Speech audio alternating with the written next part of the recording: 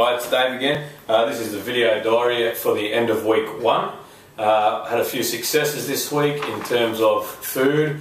I was really good with my saturated fat intake. I had that down for the entire week, and also my carbohydrate intake was down for the entire week, which I was proud of. Calories probably could be a little bit better there, but that's just because I might have had the odd glass of wine here or there, which I probably shouldn't have, but you know, we all get tempted on a weekend at times. But yeah, successes in terms of that. Most days out of the week, so there were probably 1 or 2 that I might have been over in terms of calories and other areas, but in terms of all of my food diary for the entire week, it was pretty much a success for me, which I was quite happy about. My successes in terms of my workouts were that well, I pumped it pretty hard for both workout 1 and workout 2, and that was just strength training for me. Okay, that's no cardio involved in that, that's just the strength training. And what I did there was I managed to increase the weights by the second week when I was doing some cable rows, mid cable rows, and also doing the vertical chest press. So I increased the weights there, which was really good. The repetitions I still kept the same. I did get a little bit of a sore elbow on the second week, but that was... So with my workout in week 1, it was just basically getting to know the exercises, getting to do the exercises, and also keeping good form. I did 20 repetitions that we started out in our trial run with, and managed to do 3 sets of each of the exercises, which was good. I didn't really find any of the exercises too challenging. The most challenging was probably the face pulls, as I've mentioned earlier, just because lifting your body up that high off the ground but maintaining good posture is quite difficult. But the rest of the exercises I really enjoyed doing and really found beneficial. Also, I went into the cardio work on separate days. I didn't do these on the same day, so I did say a strength workout on the Monday. On the Tuesday I did a cardio workout, which was interval training.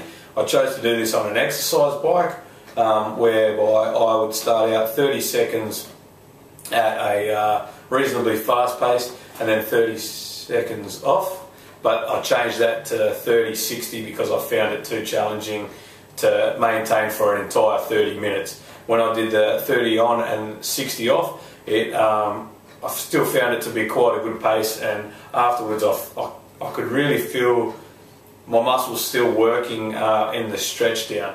It is quite hard to do it on a bike though. You do get a bit sore in the butt region, but other than that, I really found it rewarding.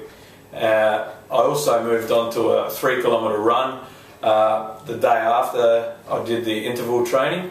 So for that I managed to run it in 16 minutes, which wasn't too bad.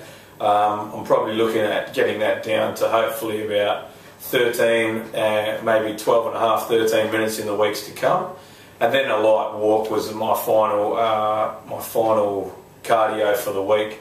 A light walk, I chose to do a 45-minute city walk. By city walk I mean along the river and into the city and then up and around and back to my house. I found this to be quite a light walk. It wasn't a power walk, but it was more than just a very slow walk as well. So I was going at a reasonable pace, and there were a few hills involved, but at the same time it was a lot easier than doing the 3-kilometre and the interval training.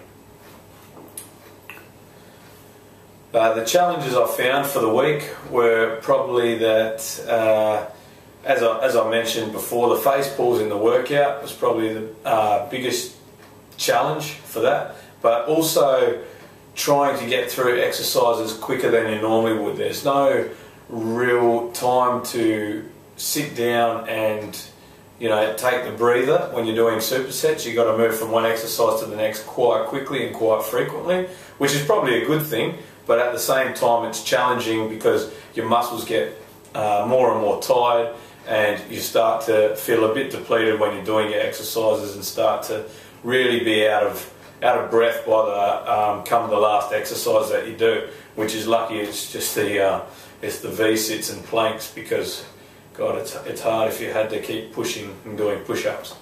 Challenges with the food, I kind of mentioned them a little bit earlier. Keeping the calories down is hard because you do get tempted by things, but at the same time, to achieve your goals across the week is probably not as hard as you think. I actually thought the food intake of myself, so my food intake would be a lot higher than what it was, so I managed to reduce that as the days went by. There's still the odd weekend where you go and you get a bit of takeaway because you're in a bit of a rush, but that's another challenge, is saying no to that, or actually making the right choice, and rather than going to, say, McDonald's, you might go to a different takeaway store and buy chicken with vegetables or something like that.